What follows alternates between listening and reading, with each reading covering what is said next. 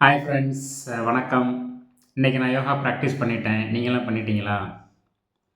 இன்னைக்கு டீச்சர் கிளாஸ்ல வெளுத்தெடுத்துட்டாரு இன்னைக்கு. சரியான ப்ராக்டிஸு. டீ ஷர்ட்லாம் அப்படியே நனைஞ்சு தொப்பு தொப்புன்னு போச்சு. சரியான வேர்வை. எந்திரிக்க முடியல கிளாஸ் முடிஞ்ச பிறகு. அவ்வளோ ஸ்ட்ரெச்சு. இதுதான் ஒவ்வொரு முறையும் நம்ம யோகா ப்ராக்டிஸ் பண்ணிட்டு, நம்மள்ட்ட ஏற்படக்கூடிய ஃபீலிங்கு நம்மளும் சொல்லக்கூடிய விஷயம். அது மட்டுமே யோகாவா? அப்படின்னு கேட்டோம் அப்படின்னா, சும்மா நம்ம வேர்க்கிறது மட்டும் யோகா கிடையாது. அதையும் தாண்டி நிறைய விஷயங்கள் இருக்குது. அதே சமயத்தில ஆசனங்கள் யோகா பயிற்சியில எவ்வளவு முக்கியமானது, அதையும் நம்ம புரிஞ்சுக்கிற வேண்டியிருக்கு. இன்னைக்கு நான் பேசப்போற விஷயம் யோகாசனங்கள். இந்த யோகாசனம் அப்புட்ன்னா என்ன? அதோடைய முக்கியத்துவம் என்ன? அதனுடைய பயன்கள் என்ன? யோகாசனங்கள் பண்ணும் பொழுது, அ இந்த மாரி ஒரு சில விஷயங்கள நம்ம கவனத்தில வைக்கணும். இந்த விஷயங்கள பத்தி தான் நான் உங்கள்ட்ட இன்னைக்கு பேசலான்னு இருக்கேன். இந்த ஆசனங்கள் அப்புட்ன்றது முதல்ல எப்ப வந்துச்சு?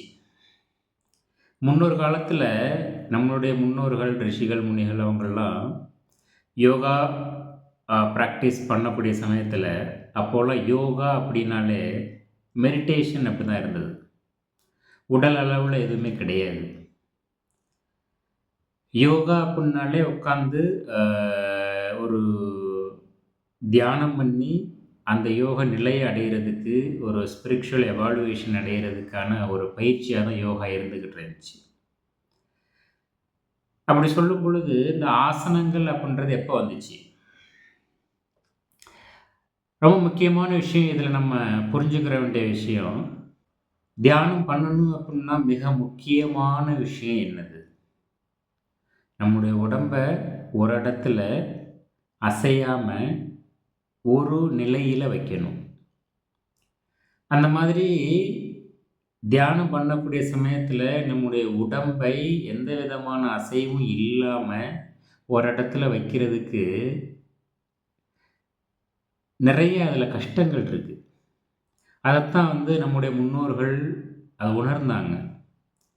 இந்த மாதிரி உடல் அளவுல ஏற்படக்கூடிய பிரச்சனைகள, அதிலிருந்து வெளியில வர்றதுக்கு, இந்த உடம்ப தயார்படுத்துறதுக்கு என்ன பண்ணணும் அப்படின்னு சொல்லிட்டு யோசிக்கும் பொழுது தான், இந்த உடம்புல பல்வேறு விதமான சில பயிற்சிகள உடம்புக்கு குடுத்து, இந்த உடம்பையும் தூய்மைப்படுத்தி, இந்த உடம்பையும் ஒரு கட்டுக்கோப்பாக வைத்து, இந்த உடம்பை ஒரு ஆரோக்கியமா வைத்து ஒரு இடத்துல ஒரு நிலைத்தன்மையை உருவாக்குற மாதிரி ஒரு உடம்ப தயார்படுத்தினா தான், மனதையும் நம்ம ஒரு ஒருங்கிணைக்க முடியும். அந்த மெடிடேஷன் பண்றதுக்கு அது உதவிகரமா இருக்கணுன்ற விஷயத்த அவங்க உணர்ந்தாங்க.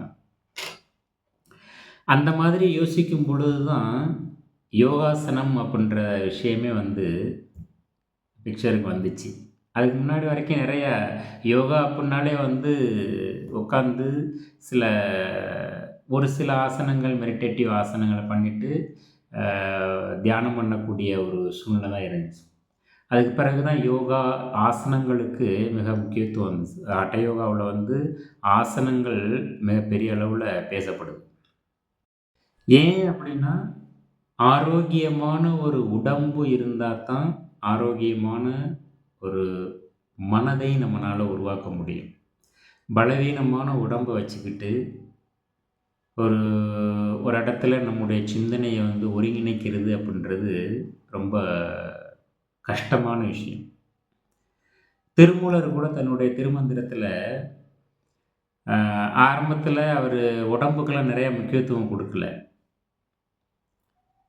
பல விஷயங்கள பேசுறாரு.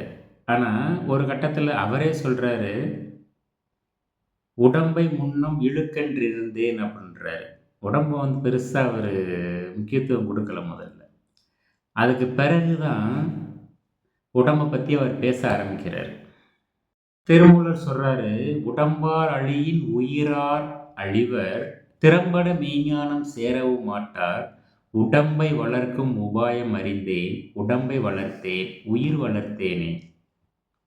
இந்த உடம்பை வந்து ஆரோக்கியமாக வைத்து கொள்ள இயலாதவர்கள் அவங்க மெய்ஞானத்தை அடைய முடியாதாம். அதனால் அந்த உடம்பை வளர்க்கக்கூடிய ஒரு உபாயத்தை நான் அறிஞ்சேன். அந்த உபாயம் அப்படின்றது ஆசனங்களை சொல்கிறார். அந்த ஆசனங்கள் பண்ணி நான் இந்த உடம்பை வந்து நான் ஒரு கட்டுக்கோப்பாக வளர்த்தேன். என்னுடைய ஆன்மாவையும் அதனால் ஒழுங்காக வந்து ஒருங்கிணைக்க முடிஞ்சுது அப்படின்ற விஷயத்த திருமூலர் திருமந்திரத்தில் சொல்கிறார். இந்த சமயத்தில் ஆசனங்கள் அப்படின்னா என்ன? நம்ம பொதுவாக வந்து ஆசனம் அப்படின்னாலே போஸ்டர் அப்படி சொல்லுவோம். ஒரு நிலையில் நம்முடைய உடம்பு இருக்கிறது. அந்த போஸ்டர் மட்டும் பண்ணிட்டோம்னா போதுமா? அது வந்து ஆசனங்கள் பண்ணது ஆயிருமா? இன்றைக்கி ஆசனங்கள்ன்ற பேரில் வந்து நம்ம பல விஷயங்களை பண்ணிக்கிட்டு இருக்கிறோம். ஆசனங்கள் இல்லாமல் ஆசனங்கள்ன்ற பேரில் வந்து பல விஷயங்களை அது சேர்த்து அது மட்டும்தான் யோகா அப்படின்ற மாதிரி ஒரு சிந்தனை வந்து இப்போ வந்துருச்சு. யோகா அப்படின்னா வந்து முன்னாடி வேறு ஒரு எண்ணம் இருந்துச்சு. இப்போ வந்து யோகா அப்படின்னாலே ஒரு ஒரு ஃபிசிக்கல் எக்ஸசைஸ் அப்படின்ற மாதிரி ஒரு புரிதல் வந்திருக்குது. அது தவறான புரிதல். உடம்பை வச்சு நிறையா பயிற்சிகள் பண்ணுறோம். பட் அது மட்டுமே வந்து யோகா கிடையாது. அது வந்து யோகத்தில் ஒரு அங்கம், அவ்வளோதான். இப்போது அந்த ஆசனங்கள் அப்படின்னா என்ன? இதை பற்றி நம்ம முக்கியமாக புரிந்து கொள்ள வேண்டிய விஷயம் என்ன? ஆசனங்களை பற்றி பேசும் பொழுது ஹட்டயோகா ஆசனங்களை பற்றி என்ன சொல்லுது அப்படி பார்த்தோம்னா, ஹட்டயோகா பிரதிபிகாவில் சுவாமி சுவாத்மாராமா சொல்கிறாரு, ஹட்டஸ்ய பிரதமாங்கத்வாத் ஆசனம் பூர்வம் உச்சத்தை கூரியா ததாசனம் ஸ்தைரியம் ஆரோக்கியம் அங்கலாகவம். அதாவது பூர்வம் உச்சத்தை எல்லா பயிற்சிகளையும் விட ஹட்டயோகாவில் ஆசனங்கள் தான் முதன்மைத்துவம் முக்கியத்துவம் வாய்ந்தது அப்படின்னு சொல்லிட்டு சுவாமி சுவாத்மாராமா சொல்கிறார். இந்த ஆசனங்களை செய்தால் ஸ்தைரியம் உருவாகும் அப்படின்றார். ஸ்தைரியம் அப்படின்னா ஸ்டெடினஸ், ஒரு நிலைத்தன்மை உருவாகும். அது மட்டும் இல்லாமல் ஆரோக்கியம் அங்கலாகவும். ஆரோக்கியம் அப்படின்றது எந்த விதமான நோய் நொடி இல்லாத ஒரு வாழ்க்கை நமக்கு தெரியும்.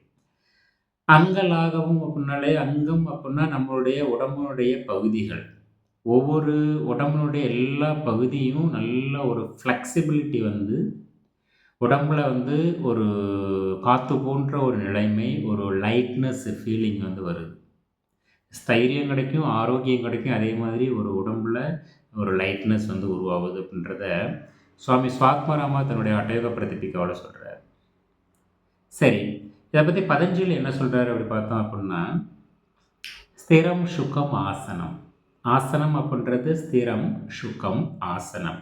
ஆசனம் அப்படின்னா போஸ்டர். நம்ம வந்து அதை மட்டும்தான் பல இடங்களில் நம்ம சொல்லுவோம். ஆனால் அதுக்கு முன்னாடி 2 வார்த்தை அவர் சொல்கிறார்.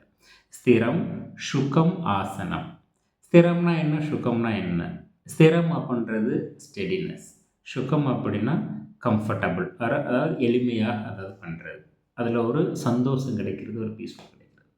இந்த ஸ்திரம் அப்படின்றது எங்கேருந்து கிடைக்கிது, சுகம் அப்படின்றது எங்கேருந்து கிடைக்குதுன்னு பார்த்தோம் அப்படின்னா, ஸ்திரம் அப்படின்றது முக்கியமாக புரிந்து கொள்ள வேண்டிய விஷயம் வந்து ஸ்டெடினஸ் அப்படின்றது நம்மளுடைய உடல் அளவில் வரக்கூடியது.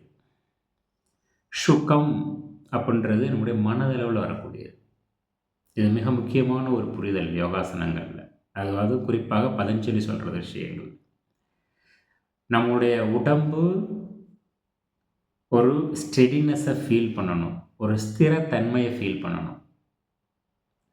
அதே சமயத்தில் மனதளவில் ஐயோ வலிக்குதே அப்படின்ற மாதிரி ஒரு ஒரு ஃபீலிங் நம்ம வரும் இல்லையா, இந்த ஆசனம் வந்து கஷ்டமாக இருக்குது, பண்ண முடியல, அந்த மாதிரி ஒரு எண்ணங்கள் இல்லாமல் மனதளவில் ஒரு சுகம் ஏற்படணும், ஒரு கம்ஃபர்டபுள் வரணும், ஒரு பீஸ்ஃபுல் இருக்கணும். எப்போ வந்து நம்ம அந்த நிலையை அடையிறோமோ உடம்பும் வந்து ஸ்டெடியாக இருக்குது, மனதளவுலையும் வந்து ஒரு பீஸ்ஃபுல்லாக நம்ம ஃபீல் பண்ணுறோம் அப்படின்னா அதுதான் ஆசனங்கள். அந்த நிலையை அடையிற வரைக்கும் அது வந்து ஆசனம் இல்லை அப்படி தான் நம்ம புரிஞ்சுக்கிறணும். அது வரைக்கும் நம்ம வந்து அந்த ப்ராசஸில் இருக்கிறோம் அப்படி எடுத்துக்கலாம். 2வது, பதஞ்சலி சொல்கிறதே வந்து ஆசனங்கள் கூட பதஞ்சலி யோகசூத்ராவில் நிறைய ஆசனங்களை பற்றி அவர் டிஸ்கஸ் பண்ணியிருக்க மாட்டார். ஆசனம்னா என்ன அப்படின்னு சொல்லியிருப்பார். அவரை பொறுத்த வரைக்கும் ஆசனம் அப்படின்னாலே உடம்பை வந்து ஒரு இடத்துல வச்சு அடுத்த யோக பயிற்சிகளை பிராணாயாமம் அதுக்குரிய மற்ற பயிற்சிகளை வந்து மேற்கொள்கிறது தான் ஆசனங்கள். அதுக்கு தான் அவர் முக்கியத்துவம் கொடுத்துருப்பார்.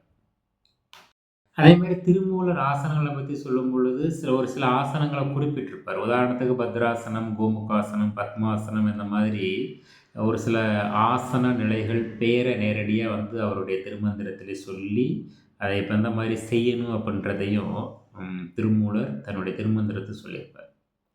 ஆக நாம் புரிஞ்சுக்கிற வேண்டிய ஒரு முக்கியமான விஷயம் என்ன அப்படின்னா, ஆசனம் அப்படின்றது நம்முடைய உடம்பை தயார்படுத்துவது. எதுக்கு தயார்படுத்துறது? அதுக்கு அடுத்த நிலையில் இருக்கக்கூடிய யோக பயிற்சிகளை மேற்கொள்வதற்கு. உதாரணத்துக்கு அதுக்கு அடுத்து பிராணாயாமம் இருக்குது, பிரத்யாகாரம் இருக்குது, தாரணை இருக்குது. அதுக்கடுத்து நம்முடைய அனைவரும் விரும்பக்கூடிய மெடிடேஷன் இருக்குது. இது எல்லாத்தையும் நான் அடுத்தடுத்து வரக்கூடிய வீடியோக்களில் நான் வந்து ஒன்று ஒன்றா பேசுகிறதுக்கு இருக்கிறேன். இந்த காணொலியில் ஆசனம் அப்படின்னா என்ன அப்படின்ற ஒரு அடிப்படை புரிதல் வந்திருக்குன்னு நம்புகிறேன். இந்த ஆசனங்கள் பண்ணும் பொழுது இன்னும் என்னென்னலாம் நம்மள்கிட்ட மாற்றங்கள் வருது, பெனிஃபிட் என்ன இருக்குது, இன்னும் ஒரு சில விஷயங்கள் என்ன நம்ம கவனத்தில் வைக்கணும் அப்படின்ற விஷயங்களை பற்றி என்னுடைய அடுத்த காணொலியில் நான் போடுறேன். பார்ட் 2ல் நீங்கள் தொடர்ந்து பார்க்கலாம். தொடர்ந்து என்னுடைய வீடியோக்களை பார்க்குறதுக்கு நீங்கள் செய்ய வேண்டியது நன்றி.